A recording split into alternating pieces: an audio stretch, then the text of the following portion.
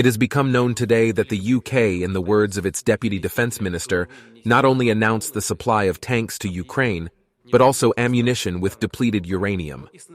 It looks like the West intends to fight Russia until the last Ukrainian, not on words but deeds. In this connection, I'd like to note that Russia will respond accordingly if this happens, given that the collective West is starting to use weapons with a nuclear component. The Ukrainian media disseminate information about the radioactive containment of the territory of the Khmelnytsky region, allegedly through the fault of the Russian Federation. We can immediately say that this is an outright lie. Yes, indeed, there were ammunition depots on the territory, including British tanks, including ammunition which has uranium in their composition. In fact, these are such armor-piercing uranium cores, the task of which is to penetrate armor. But they could evaporate from the explosion of chemical munitions and become a source of radiation pollution. Here you need to understand that such a core is made of uranium because its task is to hit armor at high speed and interact with thick steel armor, melting, penetrating inside due to high-impact energy. And only then is the melting point of 1400 Kelvin reached. No matter how many ordinary chemical munitions are blown up next to uranium cores, the temperature will reach only the first 100 degrees.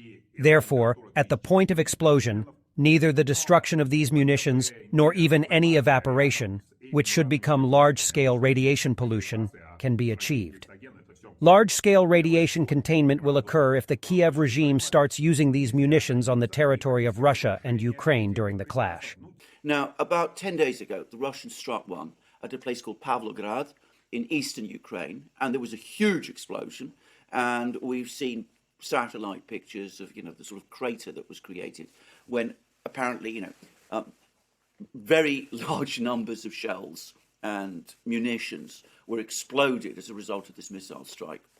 But yesterday, there was an even bigger missile strike of the same kind on an ammunition depot at a place called Khmelnytsky. And this was on an absolutely gigantic scale. There's now abundant pictures of this. You see a sort of huge mushroom cloud floating above the town.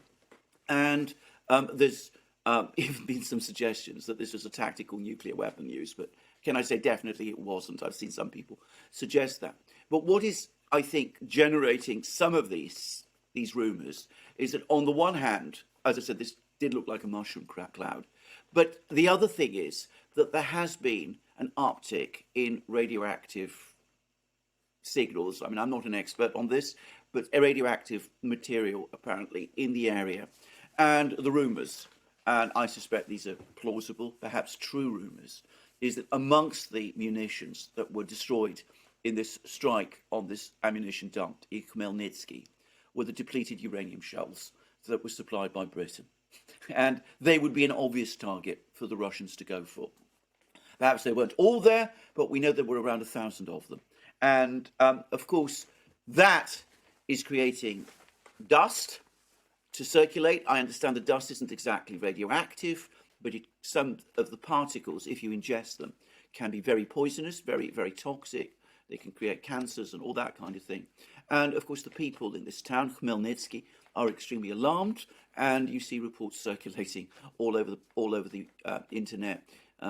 People in that place very, very worried about what has happened, and by the way, not being given much in the way of reassurance by the Ukrainian authorities, at least not up to this point.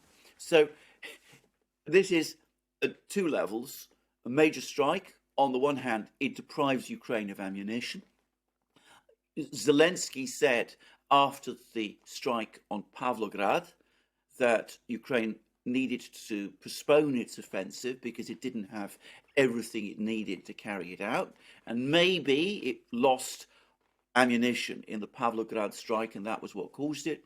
Now that situation has been made much worse by this even bigger strike on the ammunition dump at Khmelnytsky. But of course, we have the added concern, and it's a major concern, that these depleted uranium shells that the British supplied to Ukraine have turned out to be an absolute disaster for Ukraine itself, because we see some evidence of contamination of a Ukrainian town, with the civilians in that town potentially affected and the nearby countryside.